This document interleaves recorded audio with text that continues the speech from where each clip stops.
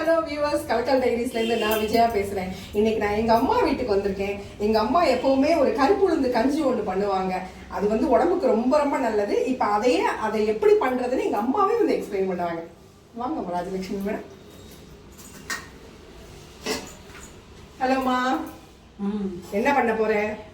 முதல்ல அடுப்பை பற்ற வச்சுக்கணும். சரி, அடுத்தது 200 உளுந்தை போட்டு இல்லை இதுக்கு முதல்ல என்னென்ன இன்க்ரீடியன்ட் வேணும்னு கரெக்டாக சொல்லு. 200 உளுந்து, 50 புளி வந்து நீ தோலோடு எடுக்கிறேன்.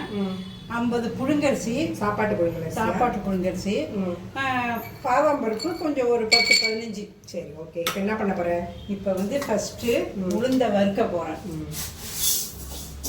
சரி, இது எதுக்கெல்லாம் நல்லது சொல்லு.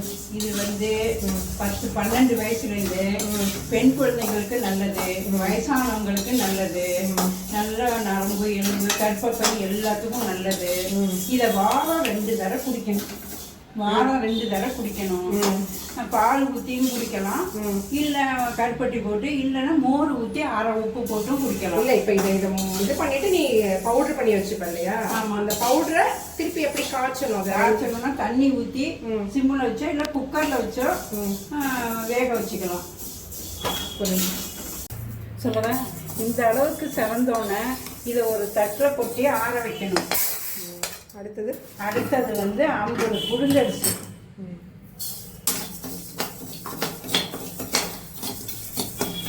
இது எப்படி செவக்க வறுக்கணுமா? எப்படி புழுங்கரிசி எடுத்து செவக்க வறுத்து அதோட கொட்டி நான் உளுத்தம்பருப்பு போடுறேன். அது செவக்க வறுத்துங்க. வறுத்துட்டு இந்த அளவுக்கு சேப்பம் வறுத்து இந்த உளுத்தம்பருப்போட கொட்டிடுங்க. அடுத்தது பாதாம் பருப்பை ஒரு 2 செகண்ட் வறுத்தா போதும்.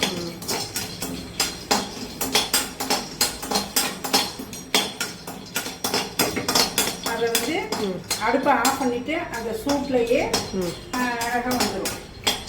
ஆமாம், பாதாம் நிறையா வத்தா எண்ணெய் விட்டுடும்னு சொல்லுவாங்கல்ல. சரி, ஓகே. இதை ஆற விட்டு பொடி பண்ணி போட்டு அப்புறம் காமிச்சிடும்.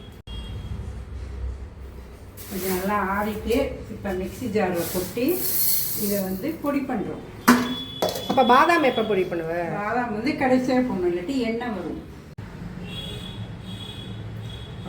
நல்லா பொடி ஆகிட்டு நல்லா நைஸாகவும் ஆகிட்டு சூப்பர்.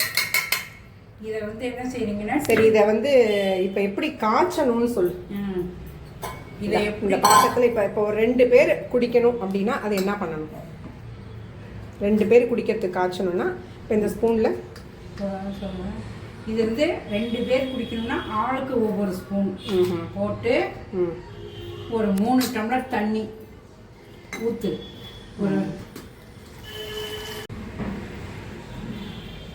இதில் 2 ஸ்பூன் போட்டு 2 பேர் குடிக்கலாம். 3 டம்ளர் தண்ணி ஊற்றிருக்கேன். அடுப்பை பற்ற வச்சு இதை வச்சு சிம்மில் வச்சே காய்ச்சணும்னா நல்லா வரும். முதல்ல கட்டி இல்லாமல் கரைச்சிக்கிட்டு அப்புறம் தான் நம்ம அடுப்பில் வச்சு இதை நல்லா கொதி வரும்போது சிம்மில் வச்சிடணும். நல்லா காய்ச்சணும். எப்போ அப்ராக்சிமேட்டாக எவ்வளோ நாழி காய்ச்சணும்? அது பார்த்தாலே நமக்கு தெரியும். அதுக்கப்புறம் உங்களுக்கு என்ன விருப்பமோ பால் சர்க்கரையோ இல்லைனாக்கா மோர் உப்போ போட்டுக்கலாம்.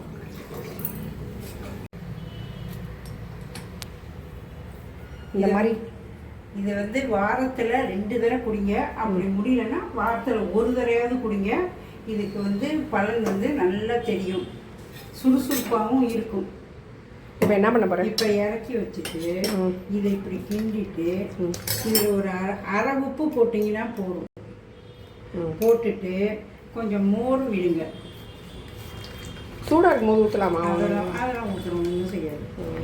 மோர் தண்ணியாக தானே இருக்குது, அதெல்லாம் ஒன்றும் செய்யாது. அப்படி உங்களுக்கு பால் தான் வேணும்னா பாலும் கருப்பட்டியோ இல்லை நாட்டு சர்க்கரையோ போட்டுக்கலாம். அதை இதை மிக்ஸ் பண்ணாமல் சூப்பராக செஞ்சு சாப்பிடுங்க. டன்மா, இங்கே பார்.